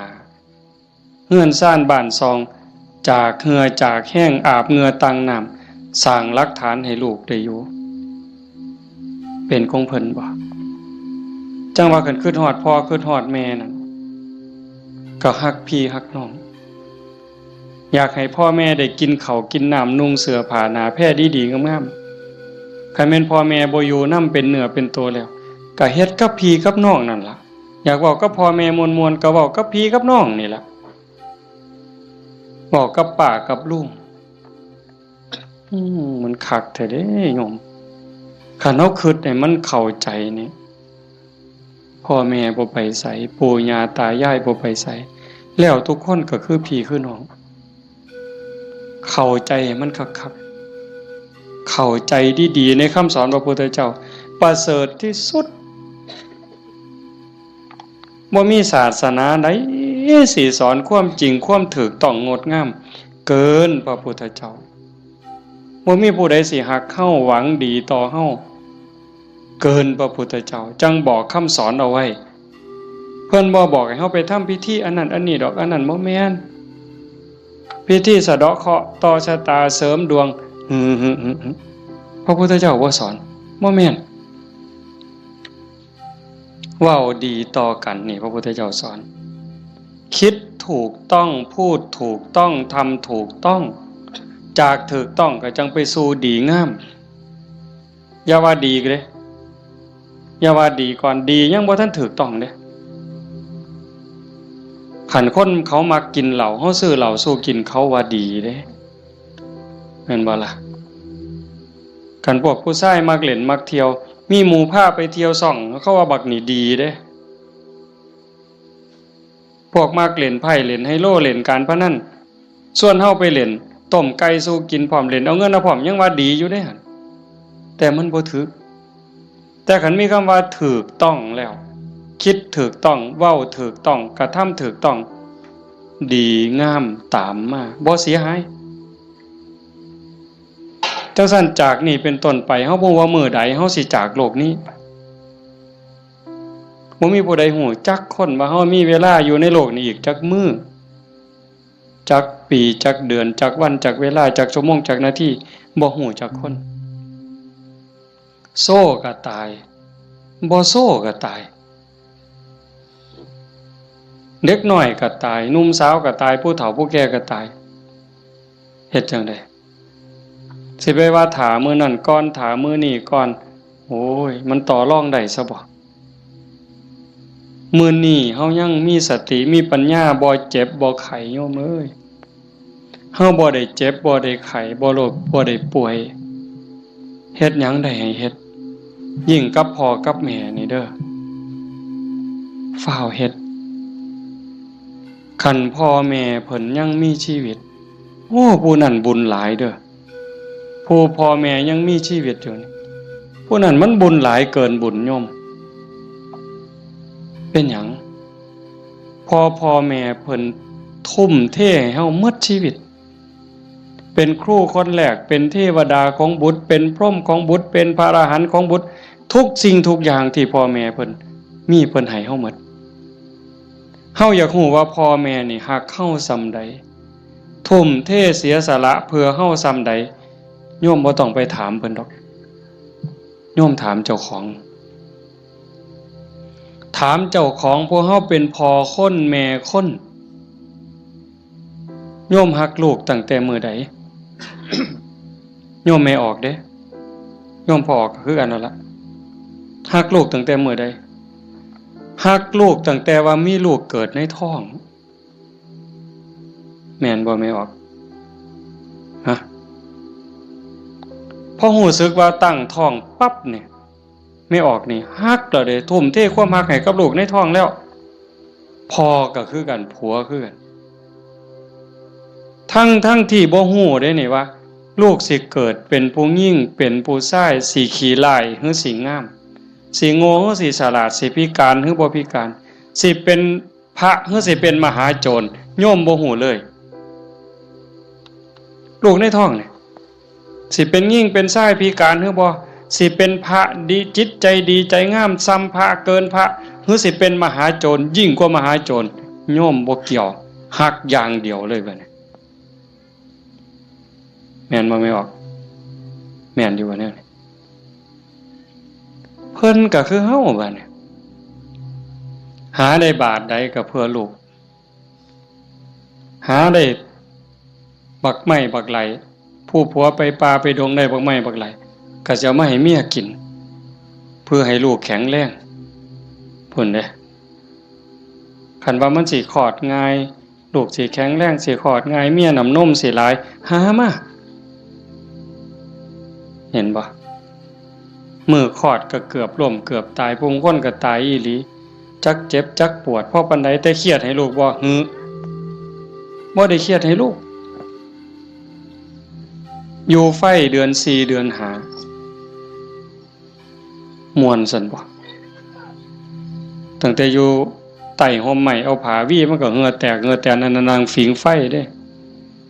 นางฝิงไฟเดือน4เดือน5ต้มน้ำร้อนสดน้ำร้อนกินน้ำร้อนบัดแนวกินกับข้าวได้กินข้าวกับเกลือเลี้ยงตัวสิใหญ่แต่ละคนดมดากดมก้นเช็ดขี้เช็ดเหงียวป้อนข้าวป้อนน้ำตัวสิใหญ่มาแต่ละคนหมดข้าวจักเหล้าเสื้อผ้าหมดจักชุดหมดเงินจักแสนคิดประมาณบ่ได้กลัวลูกสิใหญ่มาแต่ละคนเพิ่นก็คือกับเฮาฮักลูกจังซั่นสิตอบแทนแนวใดพระพุทธเจ้าเพิ่นสอนหน้าที่ลูกไว้ท่านเลี้ยงมาเลี้ยงท่านตอบเลี้ยงกายเพิ่นคือเพิ่นเลี้ยงเฮานะเลี้ยงใจเพิ่นก็คือเพิ่นเลี้ยงเฮา พ่อแม่เลี้ยงใจเฮาคือเพิ่นสอนอันใดถืออันใดผิดอันใดดีอันใดชั่วอันใดเป็นบุญอันใดเป็นบาปอันใดควรบ่ควรนี่คือเพิ่นเลี้ยงวิญญาณเฮาก็เลี้ยงจิตวิญญาณเพิ่นด้วยการเป็นคนดีฮักกันระหว่างพี่ระหว่างน้องทำโตเป็นคนดีพ่อแม่สิโอ้ยโยมเป็นยาอายุวัฒนะอันนี้ก็บ่ต้องไปถามพ่อถามแม่อีกละถามโยมเนี่ย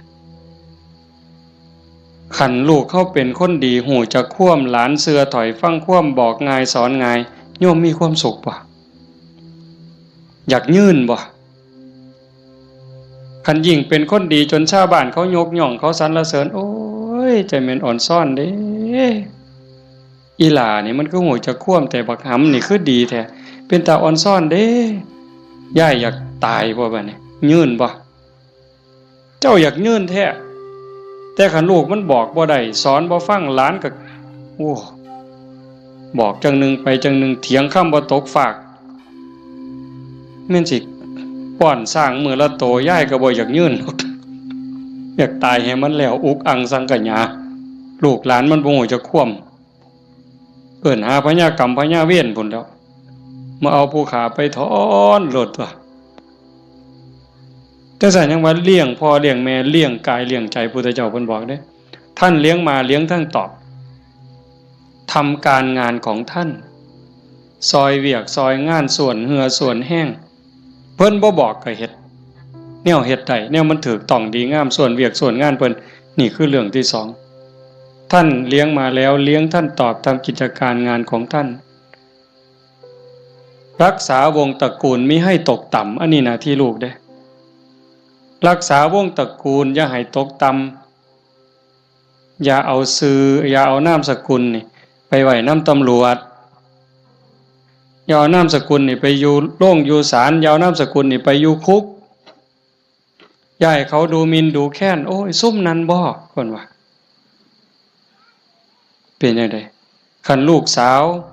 ก็บ่รักนวลสงวนตัวไปเที่ยวทั่วทิพย์คันลูกชายก็นักเลงจักกินเหล้าเมายาจักฆ่าจักยาเสพติดอีหยังลักศกจกหอขาคนตีคนนี่ก็รักษาวงตระกูลบ่ได้คนเขาก็ดูถูกดูหมิ่นดูแค้นพ่อแม่ปู่ย่าตายายขายหน้าขายตาลูกติดคุกพ่อแม่ก็ติดนำติดบ่ไม่ออกว่าโตอยู่นอกคุกแต่ใจไปอยู่คุกคันลูกบวชพ่อแม่ก็บวชนำพุ่นโตอยู่ทงพุ่นแต่ว่าใจอยู่วัดเห็นบ่รักษาวงตระกูลมิให้ตกต่ำอย่าให้เขาดูหมิ่นดูแค้นให้เขาดูทุกข์ทำตนให้สมควรแก่การรับทรัพย์มรดกคันเฮาเป็นคนดีมีศีลมีธรรมขยันมันเพียรทำมาหากินพ่อแม่ทั้งหลายเพิ่นสิแพงฮอดเวลาอันสมควรหาผัวหาเมียให้แบ่งทรัพย์สมบัติให้หวังเพิงให้ลูกแล้วพ่อแม่ก็สำบายใจแต่คันแม่นเหล้าก็กินเลขก็เล่นเมื่อซุแนวฮอดหมากัดกันก็ลงก็สะเว้าเลยหมากัดกันกูเอาตัวแดงเด้อเพิ่นว่ามันนั่นว่ากูเอาตัวด่าง บ่าใหญ่แล้วเพิ่นเอาไปว่าไปนั่งอยู่ข้างทางรถคันนั้นมึงว่าเลขสุดท้ายมันเป็นตัวขี่กับตัวคู่ยังว่าอยู่สมองมีแต่การพนันบ่ต้องเว้าถึงบังไฟเลยตายแซ่นี่คันลูกเป็นคนขยันมันเพียรบ่ยุ่งเกี่ยวกับการพนันบ่ยุ่งเกี่ยวกับยาเสพติดมีความกตัญญูรู้คุณหาอยู่หากินได้ก็ไปส่งพ่อส่งแม่ฮักพี่ฮักน้องพ่อแม่ภูมิใจเลยทำตนให้สมควรแก่การรับทรัพย์มรดกอันสุดท้ายเมื่อท่านล่วงลับไปแล้วทำบุญอุทิศให้ก็คือเอาเฮ็ดมื้อนี้เพิ่นจากไปแล้วเขาก็ทำบุญอุทิศหาทำบุญเพื่ออุทิศแปลว่าให้ทำบุญให้พ่อให้แม่ให้ปู่ย่าตายายบรรพบุรุษโยมให้เข้าใจว่าพ่อแม่ปู่ย่าตายายเฮาบ่แม่นแต่ปัจจุบันเฮาเกิดมาเป็นหลายกว่าล้านชาตินะโยมพ่อแม่เฮาก็หลายกว่าล้านคนบางคนอาจสิอยู่นรกบางคนอาจอยู่เปรตบางคนอสุรกาย บางคนเกิดเป็นสัตว์เดรัจฉานบางคนเกิดเทวดาบางคนเกิดเป็นพรหมจังสันเฮาก็อุทิศบุญไปให้โอ้ชาโนโสนีพราหมณ์นี่ไปถามพระพุทธเจ้าขันโยมปวดขากับพริกเด้อแต่มาอยากให้มันได้ประโยชน์ได้หลายมันเพราะมีแห้งเบากับเบาจริงๆหนังมานำรดอยากนอนเมื่อยกูสิเทศได้บ่น้อมาเห็นญาติโยมเรียบร้อยมันเลยมีแห้งตายก็สร้างมันเถาะมันดีใจอะโยม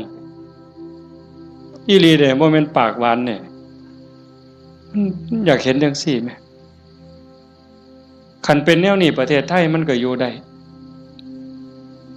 ชาโนโสนีพราหมณ์นี่เพิ่นทำบุญดูๆทำบุญบ่อยๆแต่ทำนอกศาสนาดอกบางเทื่อก็ทำในพุทธศาสนาบางแล้วก็บ่ทันเข้าใจหยังหลายไปกราบทูลถามพระพุทธเจ้าข้าแต่พระองค์ผู้เจริญข้าพระองค์ทำบุญบ่อยๆเฮ็ดบุญบ่อยๆแล้วอุทิศให้กับญาติที่ล่วงลับอยากรู้ว่าญาติของเก่ากับผมนี่สิได้บุญบ่พระพุทธเจ้าเพิ่นบอกว่าดูก่อนพราหมณ์มันแล้วแต่ฐานะแล้วแต่ฐานะนั้นแนวใดเพิ่นก็เลยขอให้พระพุทธเจ้าอธิบายให้ฟังพระพุทธเจ้าว่ามันก็มีหลายองค์ประกอบแห่งเด้1ล่ะญาติของเฮาที่ตายจากไปเขาไปไสคันไปตกนรกก็บ่ได้ทันทีนรก457หลุม457ขุมเนี่ยนรกพ่อแม่เฮาไปตกนรกก็บ่ได้ทันทีมีแต่การทรมานสิได้ก็ย้อนเพิ่นฮู้เรื่องแล้วก็อนุโมทนาสาธุด้วยความยินดีก็จังสิได้2คันไปเกิดเป็นเปรต12ชนิดได้บุญทันทีที่รอคอยอยู่นำเฮานี่ถ้าเอาทันทีนี่ปรตโตปชีวี1 12นี่ได้1แต่อีก11ต้องรอคอยได้รู้เรื่องรู้ราวอนุโมทนาสาธุจังได๋อสุรกายคือกันสัตว์เดรัจฉานเป็นหยังแน่ล่ะนั่นเฮาอยู่นั่นก็พ่อแม่เฮาคือกันผัวเมียเฮาคือกันชาติหนึ่งภพหนึ่งบ่เว้าเล่นได้โยมเขาบ่ได้เลยนะฮู้เรื่องบ่เนี่ยเฮาว่าเอากวดน้ำรับพรหมอหน่อยมันสิตั้งใจรับพรนำเฮาบ่บ่ฮู้เรื่องเด้กินนู่นฮู้บ่แมงไหม้ฮู้บ่ปูปลาฮู้บ่แล้วบ่ฮู้ได้บ่ได้เด้นี่เขากินหยังก็กินอาหารของเขาเทวดาล่ะขันเขาหูสาบอนุโมทนาเขาก็ค่อนข้างจะหูได้พรหมก็คือกันสุดท้ายก็สอบไปพุทธเจ้าเพิ่นบอกว่านอกจากญาติที่ล่วงลับจากไปแล้วอยู่ในภพภูมิที่สมควรได้ทันทีเขาได้แล้วอีกอย่างหนึ่งของที่ทำบุญเป็นบุญบ่ขาเขามาบ่ลักมาบ่คดโกงมาบ่ในขณะที่ให้ก่อนให้หลังให้เจ้ามีความยินดีเจ้ามีศรัทธามีความภูมิใจจริงบ่พุ่นเด้แล้วผู้รับทานเจ้าเป็นไผมีศีลบ่มีธรรมบ่เพิ่นก็จังไล่มาตั้งแต่สัตว์เดรัจฉานตมาเทศน์ดูๆโยมฟังในวิทยุก็สิได้ยินมันได้บุญอยู่ดอกซ้ำแม่ครัวนี่ส้มแม่ครัวนี่ล้างถ้วยล้างซ้ำก่อนสิเทน้ำล้างถ้วยล้างซ้ำล้างหม้อลงในดินลงขี้สิกไม่ออกตั้งใจว่าสาธุเด้อน้ำล้างถ้วยล้างซ้ำเนี่ยมันมีรสชาติอาหารปนไปกับน้ำซึมลงไปในดินให้พวกสัตว์อยู่ในดินพวกไส้เดือนต่างๆให้มันกินได้อยู่ได้กินแล้วให้มันมีความสุขกายสุขใจซ้ำนี่ก็ได้บุญนับประมาณบ่ได้ได้บุญหลายก็ไล่ขึ้นมาจากสัตว์เดรัจฉาน100เทื่อพันเทื่อบ่ได้บุญหลายเท่ากับให้คนผู้บ่มีศีลขี่เหล้าเมายาขี่ลักขี่ป่นตีหัวหมาด่าแม่คนได้หลายกว่าให้กับสัตว์เดรัจฉานจังซั่น100เทื่อพันเทื่อให้คนขี่เมาบ่มีศีลบ่มีธรรม100เทื่อพันเทื่อบ่ได้บุญหลายเท่ากับให้ผู้มีศีล5เทื่อเดียวเห็นบ่บัดนี้เป็นหมากเป็นผลแล้วเด้ให้กับคนมีศีล500เทื่อพันเทื่อบ่ได้บุญหลายเท่ากับให้คนมีศีล8 แม่ขาวพ่อขาวแม่ชีเทื่อเดียวให้ผู้มีศีล800เทื่อพันเทื่อบ่ได้บุญหลายเท่ากับให้เน้นผู้มีศีล10เทื่อเดียวให้เน้นมีศีล10ร้อยเทื่อพันเทื่อบ่ได้บุญหลายเท่ากับให้พระผู้มีศีล227เทื่อเดียวให้พระผู้มีศีล227ร้อยเทื่อพันเทื่อบ่ได้บุญหลายเท่ากับให้นักบวชนอกศาสนาที่เขาข่มกิเลสได้ให้นักบวชนอกศาสนาร้อยเทื่อพันเทื่อที่เขาข่มกิเลสข่มราคะได้บ่ได้บุญหลายเท่ากับให้พอออกไม่ออกเข้าผู้มีศีล5ก็ตามศีล8ก็ตามที่บำเพ็ญประพฤติปฏิบัติหวังเป็นพระโสดาบันเทื่อเดียวไล่บัดนี้จากโสดาปัตติมรรคไปสู่โสดาปัตติผลสกิทาคามีมรรคไปสู่สกิทาคามีผลสติคามีผลไปสู่อนาคามีมรรคอนาคามีผลจากอนาคามีมรรคอนาคามีผลร้อยเทื่อพันเทื่อก็บ่ได้บุญหลายเท่ากับให้อรหันตมรรคคือผู้ปฏิบัติเพื่อเป็นพระอรหันต์เทื่อเดียวอรหันตมรรคร้อยเทื่อพันเทื่อก็บ่ได้บุญหลายเท่ากับให้อรหันตผลคือผู้สำเร็จอรหันต์แล้วเทื่อเดียวให้พระอรหันต์ร้อยเทื่อพันเทื่อก็บ่ได้บุญหลายเท่ากับให้พระปัจเจกพุทธเจ้าเทื่อเดียวพระปัจเจกพุทธเจ้าตรัสรู้คือพระพุทธเจ้าเก่งคือกันหมดผิดอย่างเดียวคือสอนบ่เป็นตรัสรู้เองโดยชอบบางครั้งบางคราวนี่อยู่นำกันเป็นพันเป็นหมื่นได้โยมแต่ว่าสอนบ่ได้ตั้งศาสนาบ่ได้สร้างบริวารมาให้กับพระปัจเจกพุทธเจ้าร้อยเทื่อพันเทื่อบ่ได้บุญหลายเท่ากับให้พระสัมมาสัมพุทธเจ้าเทื่อเดียวพระสัมมาสัมพุทธเจ้าคือพระพุทธเจ้าเฮานี่ล่ะเจ้าชายสิทธัตถะมาเป็นพระพุทธเจ้านี่เพิ่นสอนคนตั้งศาสนาได้ให้พระสัมมาสัมพุทธเจ้าร้อยเทื่อพันเทื่อบ่ได้บุญหลายเท่ากับให้สงฆ์ให้คณะสงฆ์ที่มีพระพุทธเจ้าเป็นประธานเห็นบ่ให้สงฆ์ที่มีพระพุทธเจ้าเป็นประธานร้อยเทื่อพันเทื่อก็บ่ได้บุญหลายเท่ากับสร้างวิหารเทื่อนึงสร้างวิหาร100หลังพันหลังถวายพระพุทธเจ้าก็บ่ได้บุญหลายเท่ากับให้ธรรมะสอนธรรมะเห็นบ่นี่อาตมาได้บุญหลายอยู่เดี๋ยวนี้ที่อาตมาบ่ตายนี่มันก็ย้อนบุญตัวนี้เด้ให้ธรรมะเป็นฐานชนะการให้ทั้งปวงอาตมากำลังเว้าธรรมะบอกธรรมะให้ธรรมะแล้วเจ้าภาพเป็นผู้นิมนต์มาเจ้าภาพติดต่อบ่ได้บอกโยมไม่ออกต้องสุขนิมนต์อาจารย์เนี่ยโยมไม่ออกต้องสุขก็ได้บุญตรงนี้นำมาเนี่ยเห็นบ่คันบ่เจ้าภาพบ่เสนอบ่อยากมีแนวนี้พี่น้องก็บ่ได้ฟังธรรมในขณะที่ฟังธรรมอยู่นี่พระเพิ่นบันทึกเสียงพร้อมเก็บไปเปิดวิทยุฮือดีบ่ดีเพิ่นกำลังถ่ายทอดสดอยู่เดี๋ยวนี้จังหวัดอุบลอำเภอสำโรงอำเภอวารินอำเภอเขืองในฟังนำเฮายาโสธรมหาชนะชัยค่ำเขื่อนแก้วขอว่างฟังนำเฮาสุรินทร์โน่นหน้าไร่สำโรงทาบสังขะฟังนำเฮาเห็นบ่จากเจ้าภาพนิมนต์อาตมามาเว้าเนี่ยเพิ่นได้ยินนำเฮาหมดเฮาฟังกันอยู่นี่ประมาณ100แต่ฟังอยู่ทั้งบ้านเป็นพันบ้านนี่บุญสิเอาซ้ำใดเจ้าถามเบิ่งสิเอาซ้ำใด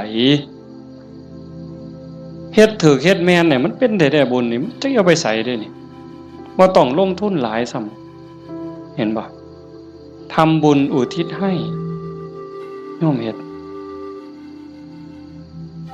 อุทิศส่งไปหอดไปถึงชาติโนโสนิพพานเพิ่นถามจังซี่ล่ะพระพุทธเจ้าอธิบายผู้รับท่านวัตถุท่านใจผู้ให้แล้วผู้จากไปอยู่ไสถามไปถามมาเพิ่นก็สอจอกหลอกแจกแหลกเพิ่นจะเข้าใจเนาะพระพุทธเจ้าว่าได้เฉพาะญาติได้ทันทีคือญาติที่เป็นปรัตถตูปชีวีชาโนโสนิพพานมันก็เลยถามสอเข้าไปว่า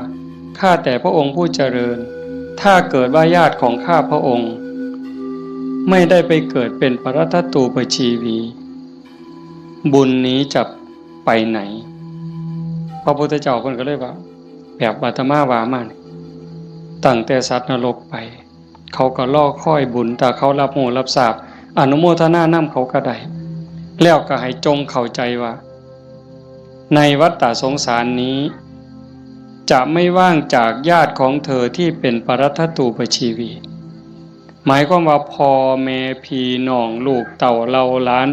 สามีภรรยาในอดีตชาติก่อนๆพบก่อนๆผัวเฮาเมียเฮาญาติพี่น้องพ่อแม่เฮาที่ไปเกิดเป็นปรัตถตูปชีวียังมีอยู่เพราะว่าพ่อแม่เฮาบ่แม่นผู้นี้ชาตินี้อย่างเดียวจังซั่นโยมเฮ็ดบุญมื้อนี้ส่งไปฮอดพ่อแม่ในอดีตสามีพี่น้องลูกเต่าเราหลานในอดีตพร้อม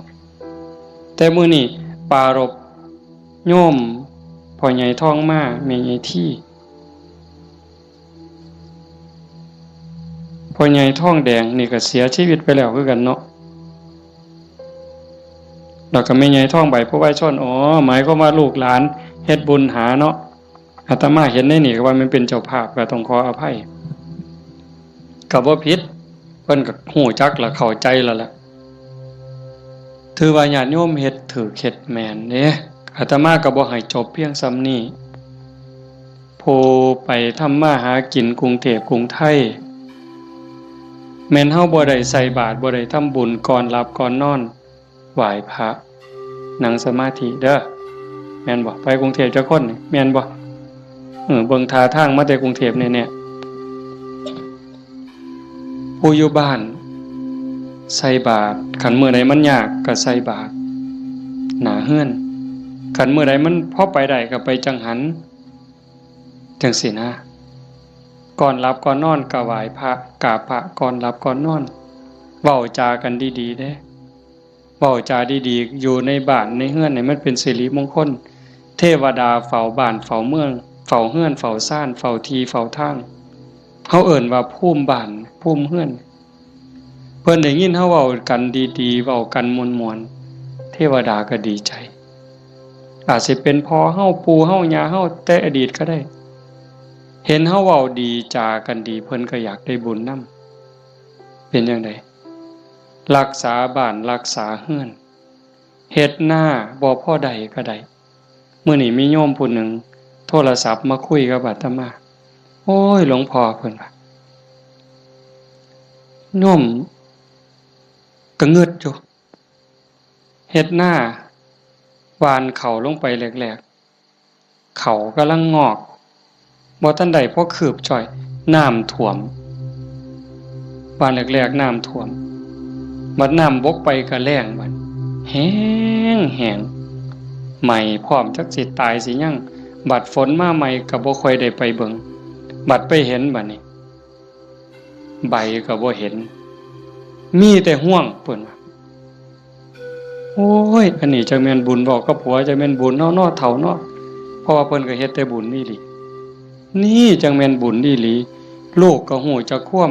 ผัวก็ฮู้จักความกว่าเทวดาเพิ่นว่าอันนี้คือบุญเด้จังว่าเห็นพี่เห็นน้องลูกเต้าเราหลานเด็กเล็กเด็กน้อยเอ้าไปเหี่ยวจักเทื่อแล้วมันหลบมานั่งอยู่คือเก่านี่เฮาแต่ออกไปจักเทื่อมันหลบมานั่งคือเก่านี่คันบุญบ่หลายมันนอนปะง่องส่วนได้หนีไปนอนแล้วไปเบิ่งโทรทัศน์แล้วนี่คือบุญหลายเด้อพากันเลี้ยงลูกเอาศีลเอาธรรมเลี้ยงฝากโยมจักหน่อยยากก็อดเอาลำบากก็อดเอาอดเว้าดีอดคิดดีอดทำดีกับพี่กับน้องกับบ้านกับเมืองไปอยู่ไสก็อย่าสร้างปัญหาคันเฮาเป็นคนมีศีลมีธรรมอดกันจักหน่อยความรักความเมตตาก็เกิดแผ่เมตตาดูๆเด้หวังว่าในใจนี่ตั้งความรู้สึกในใจว่าทุกคนคือพี่คือน้องแล้วก็แม่นอีหลีซ้ำยังเว้าแต่ตอนต้นพระพุทธเจ้าเว้าซ้ำได้ว่าในวัฏฏะสงสารนี้ไม่มีใครเลยที่ไม่เคยเป็นพ่อเป็นแม่เป็นพี่เป็นน้องเป็นญาติร่วมสายโลหิตเป็นสามีภรรยากันมาก่อนทุกคนนั่งอยู่นี่แม่นหมดจังซั่นสิเครียดให้กันเฮ็ดหยังสิสร้างกันเฮ็ดหยังเอารัดเอาเปรียบกันเฮ็ดหยัง อีกบ่โดนก็สิไปไผไปมั่นแล้ว จังสันเวลาอยู่น้ำกันนี่เอาบุญน้ำกันดีละเบาดีน้ำเขาก็ได้บุญแล้วคิดดีต่อเขาก็ได้บุญแล้ว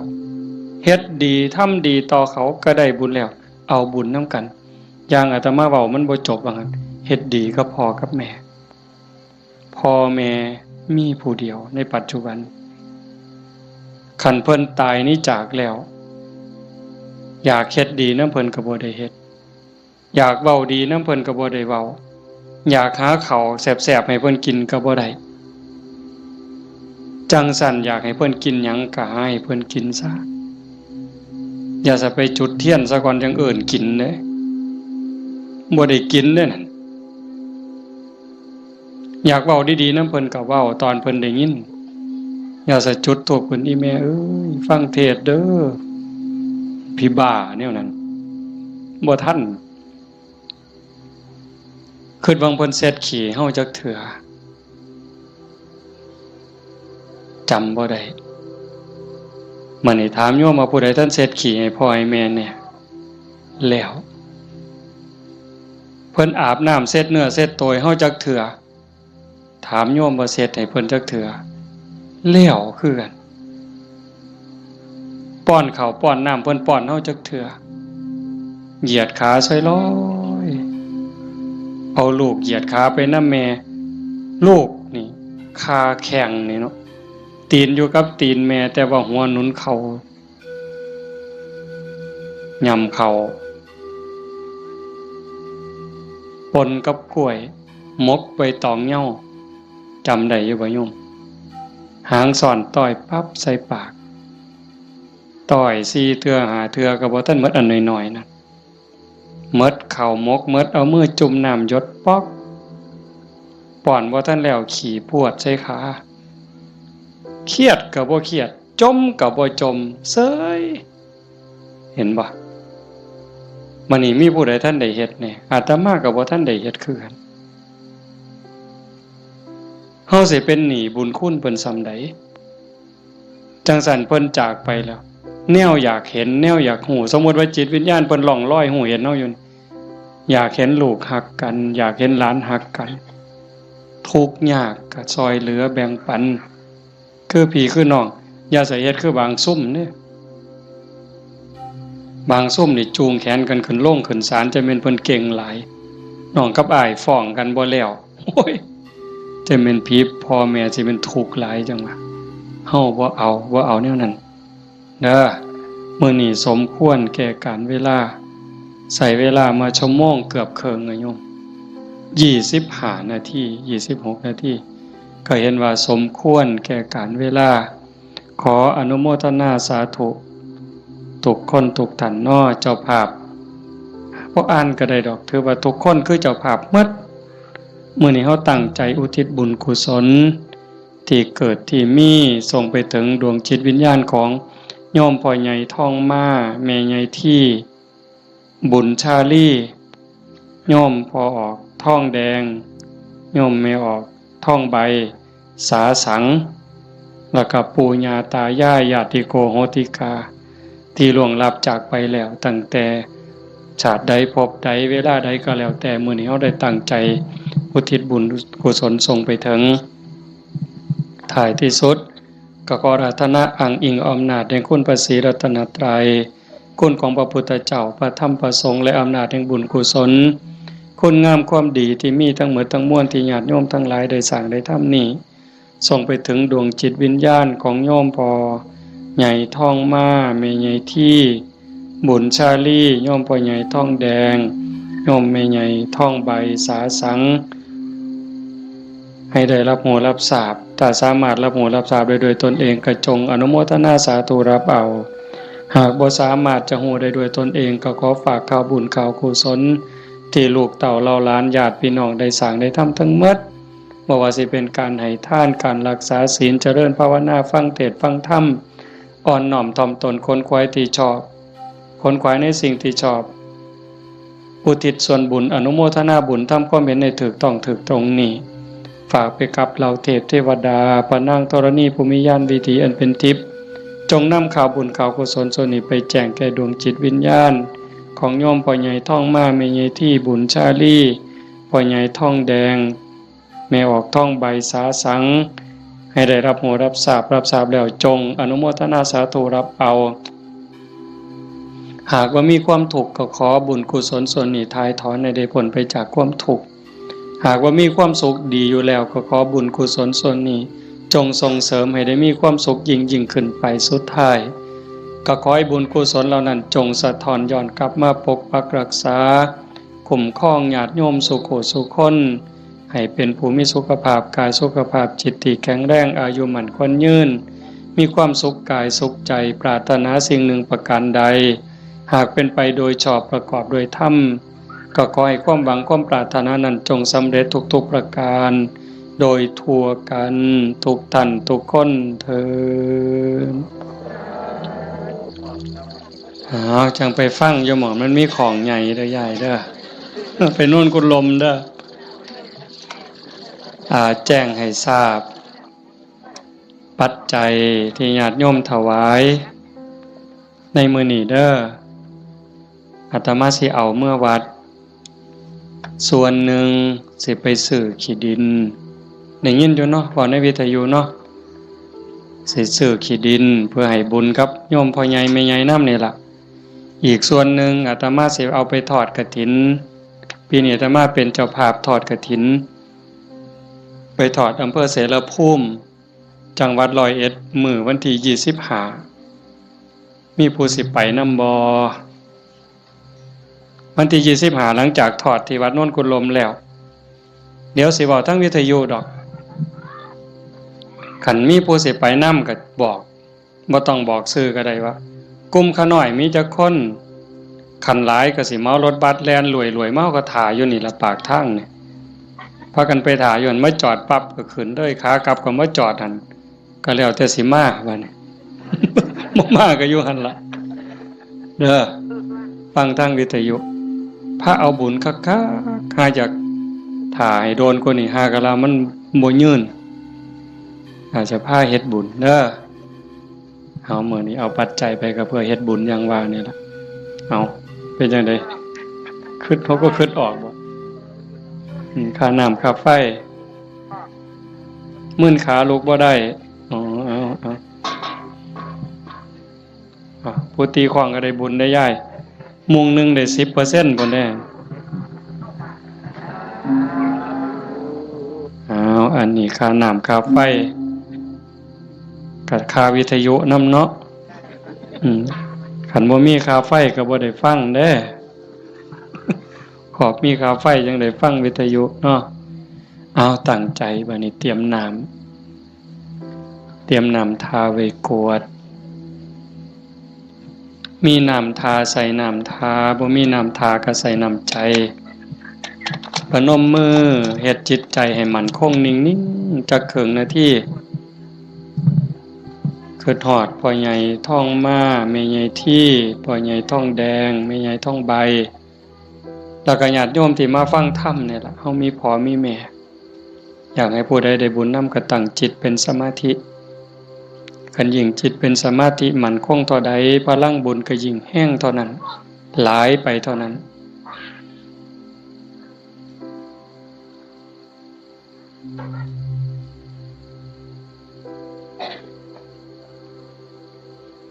ยะถาวาริวหาปุราปาริปุเรนติสาครังเอวะเมวะอิโตทินังเปตานังอุปกัปปติอิจิตังปฏิตังตุมหังคิปเมวะสมิจจตุสัพเพปุเรนตุสังกปา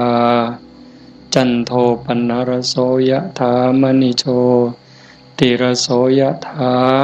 สัพพิติโยวิวัชชันตุสัพพโรโควินัสสตุ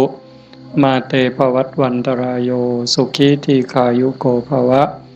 อภิวาทนาสีริสนิจจังวุธาปจายโนจัตตารโอธรรมาวัฏันติอายุวันโนสุขังพลังภวตุสัพพมังคลังรักขันตุสัพพเทวตาสัพพพุทธานุภาเวนะสัพพธัมมานุภาเวนะสัพพสังฆานุภาเวนะสทาโสธีพระวันตุเต